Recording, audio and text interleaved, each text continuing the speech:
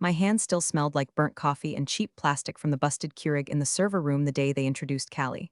They brought her in like she was a damn celebrity, hair blown out, heels clicking like she owned the floor already, clutching a leather-bound notebook she'd never fill. I was elbow deep in a network outage, third one that week, trying to reconfigure a patch someone else had butchered. Didn't even get a heads up she was coming, just looked up and there she was, bright-eyed, MBA smile, and introduced as Madison's mentee.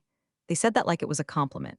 Like I wasn't in the middle of babysitting 3 product lines, cleaning up the CEO's broken promises to our biggest client, and rewriting Jenkins configs in the dark because someone in sales clicked a phishing link that nuked half our internal scripts. But sure, let's add mentor to the list. Why not? I trained her anyway, because that's what I did. Because every fire that flared up in that place, I stomped out quietly. Because the men upstairs with their fake crisis voices and synergy slides knew I'd make it look easy. I gave her the lay of the land, from the dev queue nightmares to which client rep would cry if she mispronounced their product name. Taught her how not to panic when a release broke something we didn't even know we shipped. And she was smart. Too smart to be playing dumb when she accidentally CC'd the VP's son on one of our feedback reports. Too smart not to know her LinkedIn updates, thrilled to be joining a visionary team, would land in all the right inboxes. She soaked up everything I gave her, and still managed to make me feel like I was aging out of my own build. 6 years I gave to Arborn Systems. I was there before the Series A, before we even had swipe cards or health insurance. I debugged our first mobile release in a Motel 6 during a family funeral. I cried exactly once, when we survived a client threat to sue us into dust, and I realized I was the only one who even read the contract they were waving around. But none of that got me a seat at the summit. Every year, same story. It's more of a sales-forward event, they'd say, or we want a fresh face this year, or just silence. While I watched some glorified intern explain my dashboard charts like she invented data itself. By year 3, I stopped caring. By year 4, I started documenting everything. Quietly, thoroughly, like the tired old ops ghost I was becoming. I could tell you exactly which microservice broke after a full moon. I could quote error logs like poetry. I was the duct tape behind their IPO dreams. So yeah, I stayed too long. Stayed through the pivot to SAW S, the pivot back to consultative solutions, whatever that means, and the slow rot of watching every shortcut get rewarded. I kept hoping someone would notice that I was the one keeping the lights on. But in places like Arborn, the only time they see you is when something goes wrong. Which brings me to this. If you've ever been the one quietly keeping the ship afloat while everyone else drinks champagne on the upper deck, this story's for you. And if you're listening and not subscribed yet, I mean, come on. Don't be like my leadership team. A click costs nothing, but it tells the team we're not just screaming into the void. And hey, toss us a like if you've ever debugged something at 2 a.m. with tears in your eyes and a frozen burrito in your lap. Anyway, Callie came in shining like a new coin. I gave her everything, walked her through our client support systems, our patching workflow, even my little script for recovering a borked analytics dashboard on the fly. I told myself it was legacy building, passing the torch. But deep down, I knew I was being replaced. The signs were all there. Leadership started saying things like delegation builds resilience. I got pulled from client briefings. My update meetings became email only. And Callie? She was refreshing the company's image, whatever the hell that means. She started hosting brown bag sessions on client empathy and internal trust. Someone actually clapped. I almost vomited. Still, I showed up. Still, I fixed things. Still, I kept her from walking face first into production bugs she couldn't even spell. Until one day I walked into the break room and saw the new org chart taped to the fridge like a daycare art project. My name, nowhere near leadership. Callie's, right next to the VP. I stared at that printout for a long time, thought about the years, the nights, the code. Then I grabbed a stale donut, walked back to my desk, and kept typing.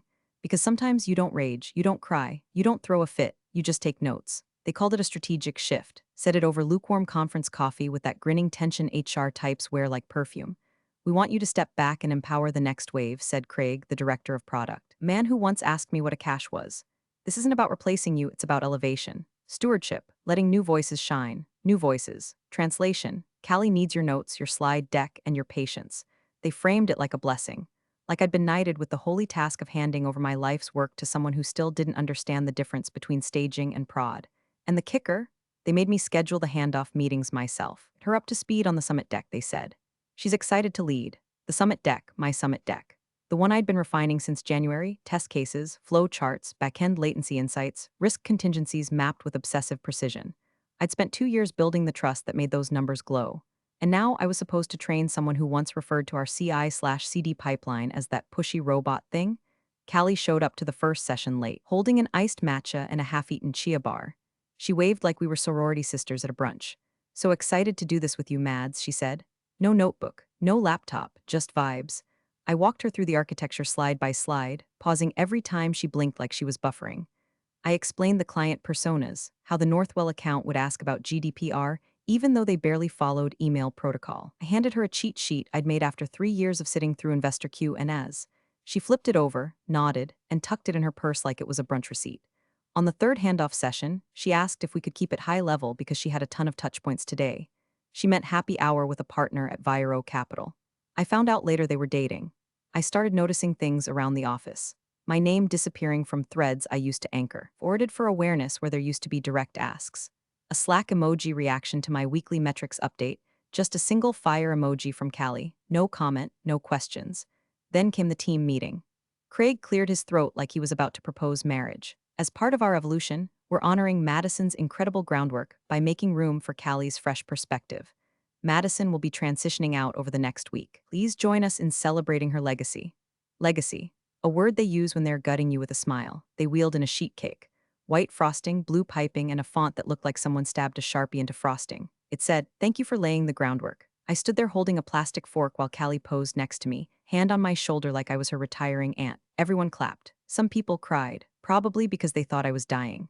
I smiled, said nothing, not a single speech, not a single tear. But something deep inside me, something I used to call loyalty, went still, like a pilot light flickering out in a dark, empty house. They gave me a branded duffel bag as a parting gift. Inside it was a water bottle, a candle, and a card signed by people who had ghosted me all month. The day I left, I walked out without looking back. Not at the poster on the wall with our fake mission statement. Not at the desk I'd organized with surgical precision. Not at the inbox they'd lock me out of by noon. I didn't even take the farewell cupcakes. What they didn't realize was this: I wasn't leaving with nothing. I'd written parts of that platform in my sleep. I'd patched things they didn't even know were broken. And years ago, during a funding panic, I'd asked for a clause. A quiet, buried clause no one ever mentioned again. That clause didn't care about emojis, or HR candles, or who wore the best blazer. It cared about contribution, technical authorship, original IP stabilization. They handed me cake. I walked out holding the match. I sat at my kitchen table surrounded by half-packed boxes, unopened farewell gifts, and a cat that refused to acknowledge my unemployment. The exit packet from Arborin was 20 pages of boilerplate, smugly stapled. HR called it a smooth offboarding experience, which is corporate for you can't sue us, right? I flipped past the non-disparagement clause, the severance breakdown, the NDA, nothing I hadn't seen before. And then I hit page 17. That's where it blinked at me like a glitch in the code. Clause 9.4c. In the event of significant platform restructuring or personnel transition, following original stabilization of core architecture, as defined in Appendix D, intellectual property rights associated with said stabilization shall revert to the named party, provided said party no longer maintains employment, salary, or board seat within Arborin Systems. Appendix D was a document I'd written myself. During the last funding crunch, back when the site was crashing under load and the board was threatening layoffs, I saved the entire backend with a weekend-long fix-a-thon and a lot of pizza grease. I hadn't asked for a bonus. I asked for protection, quietly, just in case. They gave it to me because they were desperate. Then they forgot until now. I read the clause 5 times, heart rate flatlining. It was clean, specific, dated, and signed. I cross-checked it with the version in my Dropbox and smiled. Somewhere between restructuring and fresh voices, they'd handed me the keys and forgot to lock the door. I didn't scream. I didn't text anyone. I didn't even pour a drink. I just quietly closed the packet, deleted the Arborin Slack app, and archived every internal thread I'd been lurking in out of habit. Watching the icon disappear from my phone felt like amputating a phantom limb I'd been dragging around for years. Then came the Investor Summit email.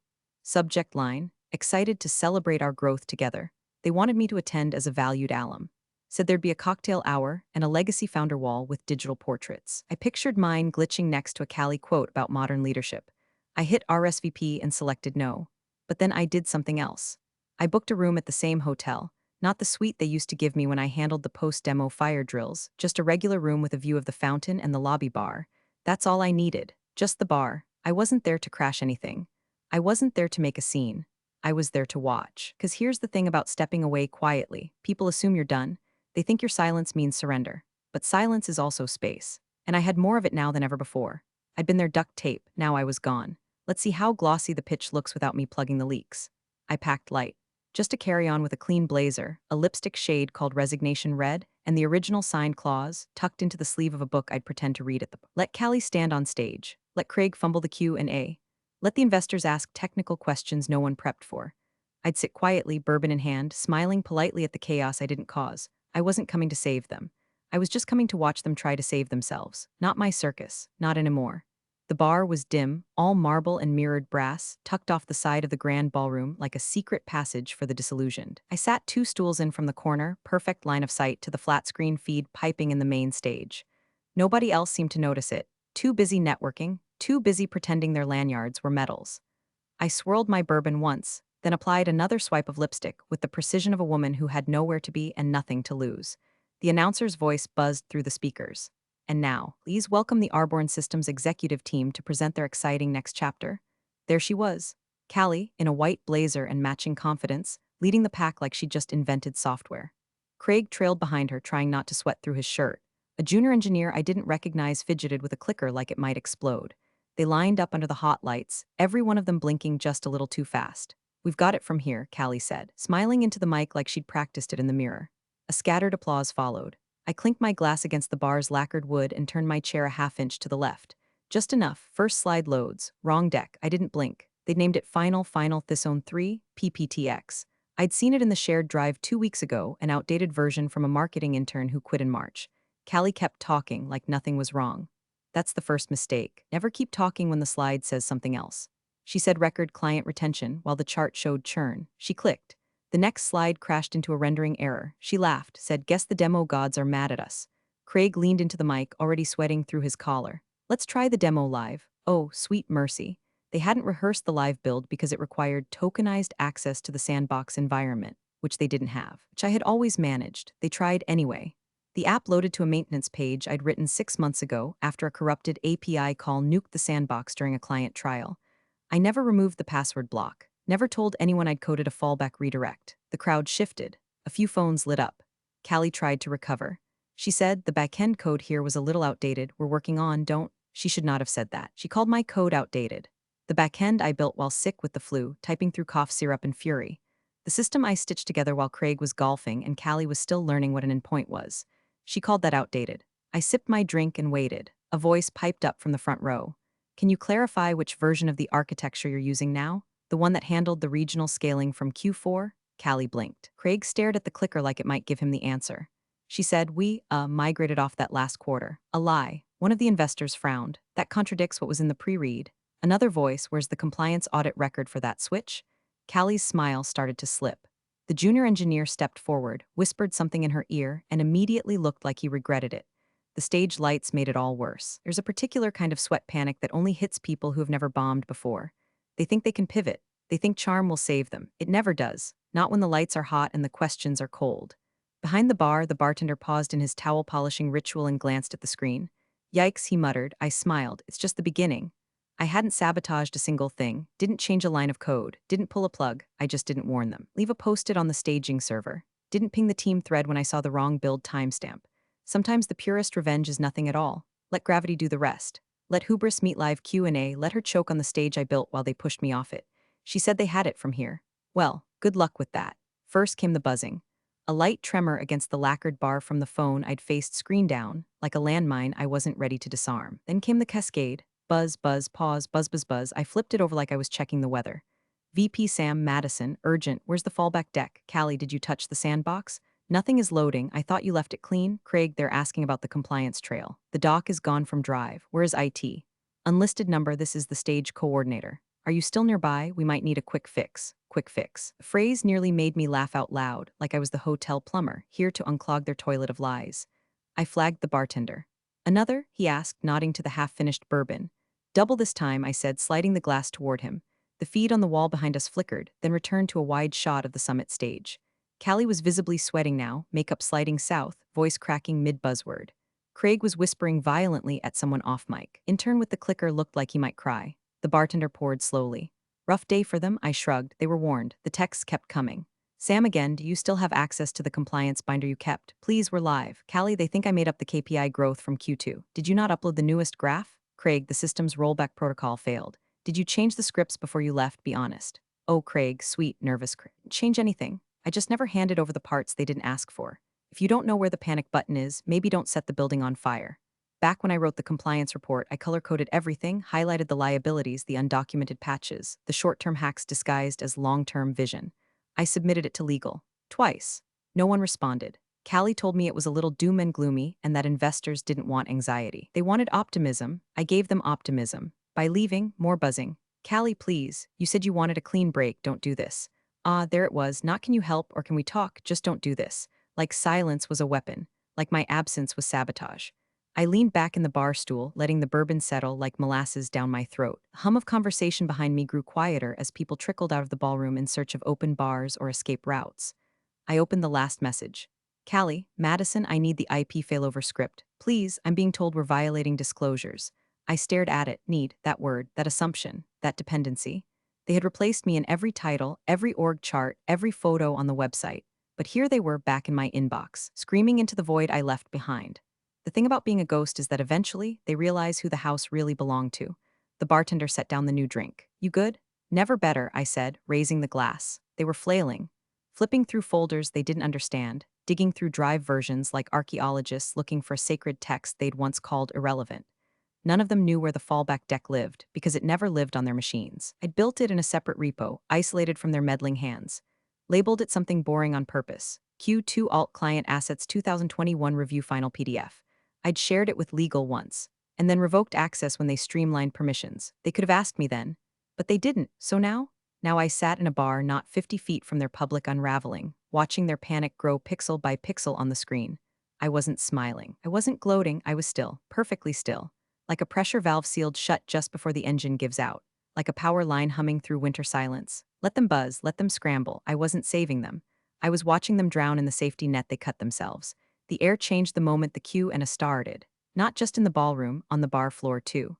The TV's tinny speaker gave everything a warped, surreal quality, like listening to a funeral through an old drive-through intercom. A man in a navy suit stood up on screen and cleared his throat. His voice didn't rise or fall, just stayed steady, surgical. Can someone walk us through the audit logs from Q1? Specifically, how you tracked platform-side GDPR compliance post-infrastructure migration? Boom. You could see it hit Callie like a brick to the sternum. Her smile wobbled. She looked at Craig. Craig looked at the junior engineer. The junior, God bless his sweating soul, stepped forward like a man headed for the firing squad. He mumbled something about legacy dependencies and original warehouse logic still being in use. Said the logs were being updated, which in compliance speak is code for we didn't do it. Someone else in the audience raised a hand, voice sharp as glass. Wait, you're still using the original ETL pipeline? Another investor added. I thought the data lineage documentation was migrated. That was promised in the Q3 call. Callie opened her mouth, closed it, reopened it. Then, like a death rattle, she said, we're building on Madison's older framework, which has some technical debt, and there it was. The scapegoat play. Call the bones brittle, blame the ghost who left them. Pretend the foundation wasn't holding the whole house together when your team started yanking out support beams for aesthetics. But the junior engineer kept talking. God love him. She actually had a stabilization clause tied to the IP. I think, he said, eyes darting between Callie and Craig. If she's no longer employed, I'm not sure we technically, own the lineage scripts anymore. The room shifted. Not just the energy, the camera actually caught it. The lead investor, silver hair, eyes like frostbite, tilted his head, leaned down to whisper to someone next to him, and stood up and walked off screen. Just like that, didn't even say a word, just left back at the bar, my drink sat untouched. I didn't need to sip, I just needed to breathe it in. That moment, that single, frozen second when they realized what they didn't read was more intoxicating than anything behind that bar. They didn't read the clause, of course they didn't. Why would they? It wasn't flashy. It wasn't innovative. It was tucked at the bottom of a dock during a round of desperate negotiations 3 years ago, when the servers were crashing, and the board was panicking, and I was the only one who stepped up with a fix. The clause was a reward they assumed I'd never cash. Clause 9.4c stated, in dry legalese, that the foundational logic, original code, and architecture related to platform stabilization reverted to me upon my departure if the company ever underwent significant structural change. Guess what? Forcing me out, reassigning all data oversight, and renaming the product suite as version 2.0, that structural change. Their Q3 migration never happened. The dashboards, still mine. The audit trails, still routed through scripts with my name on them. And now here they were, on stage, realizing that every assurance they gave those investors was built on ownership they never retained. You could see it ripple across the audience. One investor checking their packet, another whispering. A third typing something into a phone, probably pulling up the clause themselves if they had a decent lawyer. Back on stage, Callie froze completely. Craig tried to recover with a joke. We're all still learning, he said, chuckling. No one laughed, no one even blinked. The TV feed cut momentarily as the camera followed the lead investor leaving the room. In that brief silence, the bartender exhaled and muttered, "That didn't look good." I finally picked up my glass and took a slow sip. In my head, I heard the paper sliding out of my printer 3 years ago when I filed that clause. I remembered legal's half-hearted nod. I remembered Craig asking if I really needed it. I remembered saying, "You'll thank me later." They didn't thank me. They remembered me now. I watched the screen blink back to Callie's pale face, still searching for a lifeline in a sea of finance sharks. I set my glass down and whispered, just for me, "Checkmate, you clueless bastards." The message came just after I'd set my glass down, the condensation ring still fresh and perfect on the bar. Unknown number, no subject, just 2 lines. They just imploded on stage. "Are you free? My car is out front." I stared at it. There were no pleasantries, no names, no emojis, no polite capital letters, just blunt precision. The kind that didn't need introductions. Only one person ever texted me like that, our lead investor. The man with the coldest eyes in the room and the warmest checkbook. I didn't reply. I just stood, smoothed the wrinkles from my blazer, and placed a folded 20 under the lip of my empty glass. The bartender didn't even ask, just nodded like he knew the war was over. The corridor outside the bar was a velvet throat of noise, loud, muffled, directionless. Someone from catering sprinted past me with a tray of untouched crab cakes. A woman in stilettos stormed into a supply closet and started sobbing loud enough to echo. The hallway smelled like nerves and perfume and broken dreams. And then I passed the summit room. The doors were still cracked open, like a wound trying to scab over mid-bleed. Inside, it was chaos. Callie was slumped in a chair near the stage stairs, face streaked in mascara, a tissue balled in her hand like it might save her. The CEO was pacing, flanked by 2 stone-faced board members, voice sharp enough to cut drywall. Craig stood by the AV cart, mumbling to someone on a headset, trying to unmess a moment that was already fossilized in memory. No one noticed me. That was the beauty of being underestimated. When they push you to the edges, they forget to check the shadows. I walked past the room like I'd never even heard of Arborn Systems, just another hotel guest with places to be and time to spare. The lobby was quieter, colder. I stepped outside into the dusk air, where black sedans lined the valet like chess pieces mid-game. One of them, a sleek black car, windows tinted like obsidian, had its rear passenger door open. Waiting, a tall man in a charcoal coat leaned against the hood, not looking at his phone, not talking, just watching the glass doors. When he saw me, he nodded once. That was all. I didn't run, didn't strut. Just walked with the calm of someone who no longer had anything to prove. Every step I took away from that building felt like a pressure valve hissing open in my chest. As I reached the car, I glanced once through the glass facade behind me. Callie was still inside, still sobbing, still surrounded by people trying to fix what was already shattered. A PR rep gestured wildly at a reporter. Someone else held up a packet with pages falling out. The CEO was slamming his palm on a table. None of them looked out. None of them saw me, and that was perfect. I slid into the leather seat and pulled the door shut behind me with a soft, final click. The silence inside the car felt almost holy, like stepping into a cathedral built from restraint and consequence. The man beside me didn't say hello, didn't offer a hand. He simply adjusted his cufflink and said, "Well, that was predictable." I looked straight ahead. "I didn't sabotage a thing." "I know," he said. "That's what made it brilliant." The engine hummed to life. We pulled away from the hotel just as the stage lights behind us dimmed for the closing reception. They'd toast without me. They'd spin stories, patch the press release, draft a statement about strategic evolution. But none of that would matter now. I didn't steal the spotlight. I just took the power and left the light on behind me. The ride was quiet at first, like the moment right before a circuit reconnects and the hum comes back to life. I didn't fill the space with small talk. Neither did he. The city passed us in soft smears of light. People on sidewalks, horns in the distance. A delivery bike weaving through traffic like it had somewhere important to be. Meanwhile, I sat beside the man who held the purse strings to everything Arborn once thought it owned. He didn't ask what happened in the ballroom. Didn't mention Callie, or Craig, or the meltdown now being dissected in real time by a dozen attendees on social media. He didn't even blink when his phone lit up with a string of notifications. The man radiated stillness like a chess master in mid-check. Instead, he turned slightly toward me and asked one thing. "What do you want?" That was it. Not "Are you okay?" Not "Can you help us fix this?" Just "What do you want?" And somehow that made it easier to answer. "I want a spin-off," I said, "the core platform, the original IP, backend logic, and the compliance engine. Stripped down. Clean. Mine." He nodded. "New cap table," I added. "No legacy board seats. I picked the team. We build lean, private, and quiet for at least 12 months. Equity?" he asked like he already knew. "Majority retained. Founders class. I'll accept dilution for strategic money, but I want veto power on hires above director." He gave a small nod, eyes forward again. "And the clause? Already enforceable," I said. They gave it up the minute they pushed me out and pivoted the structure. Clause 9.4, C triggers full reversion rights under technical lead stabilization. It's airtight. Another pause, then, I'll have legal confirm, but I trust you. It wasn't a compliment, it was just a fact. The car turned down a quieter street, the kind lined with buildings still lit at 9 p.m.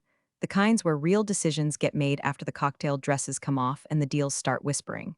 He scrolled through his phone once, reading something that made his jaw tighten slightly, then set it face down on the seat between us. They're calling it sabotage, he said flatly. I met his gaze. I didn't touch a thing, I just didn't stop them. He smiled faintly, not out of amusement but respect. Good, and that was the thing. I didn't steal anything. I didn't hack them, didn't leak a doc, didn't plant a virus or crash a server. I built something that worked. And when they chose to treat that as disposable, I simply stopped protecting them from their own ignorance. The platform didn't collapse because I left. It collapsed because they never learned how to carry it. The rest of the ride was logistics. He told me who'd be on the legal call tomorrow, what paperwork I'd need to review, that his team would handle the separation language carefully, quiet, professional, no flames.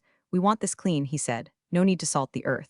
Just take the land and build something better. I nodded. It was the only revenge I ever wanted anyway, not a bonfire, just clarity.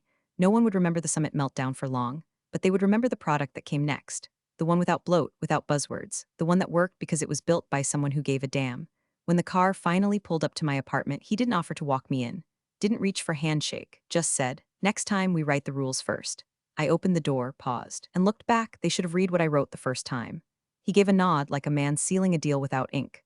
I stepped into the night, lighter than I'd felt in years. Not vindicated, just ready.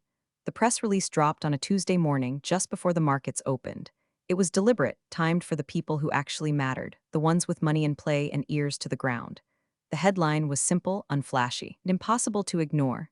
Viro Capital announces strategic backing of new S venture led by former Arboran architect. No preamble, no fluff, no spin, just facts. The subhead hit harder, founder-led platform to leverage stabilized core infrastructure, rebuilt from the original. My name was in bold, right under the photo they'd taken the day before. No blazer. Just a charcoal shirt, arms crossed in front of the building's glass facade. The kind of image that said, I don't need to prove a damn thing anymore. Callie's name was nowhere, neither was Craig's or Sam's. Arborn wasn't even mentioned beyond a footnote buried in paragraph 6, original framework contributor at prior enterprise platform. By noon, the dominoes had started to fall. Arborn's valuation took its first dip. Then came the analyst downgrades. Then the customers started calling, asking when the new platform would be available, asking if my team was hiring. Someone leaked a screenshot of the investor call. Craig hunched over a table, Callie's seat conspicuously empty. No one had to say what everyone already knew. The heart had been ripped out. And it was still beating in a new building under a new name with the same code pulsing beneath its skin. We didn't do a launch party. No ribbon cutting. No LinkedIn hype video. Just a clean site, waiting list, and a white paper that laid out, line by line, how we'd build trust before features. I handpicked every engineer. No evangelists, no vision people, just builders. People who knew what it meant to work in the dark and still ship something that didn't break at scale. The sign outside the new office was temporary, just vinyl letters slapped on glass, but it was mine. All of it, the keys, the architecture, the vision. And this time, I wasn't handing it over. That afternoon, I stepped outside to take a call, sunlight bouncing off the windows, and checked my phone. One new email. Subject line, can we talk? From Craig Fletcher at Arborn Systems Com. I didn't even need to open it. I already knew the tone. Desperate professionalism. Faux humility. Probably something like we've always respected your leadership, or this situation has revealed opportunities for mutual alignment. I stared at it for a full 10 seconds, and I swiped left and tapped delete. No drama, no response, just gone. I slid the phone into my pocket and looked up at the building, our building. Engineers inside were already sketching out sprint plans on glass walls, sleeves rolled up, music playing low. The hum of momentum, of something real finally taking form. They told me to step aside, to make room, to let go, so I did, and I built something better. Appreciate you sticking around, you legends of the break room. Subscribe for more chaos. Let's make your old managers spill their coffee in fear.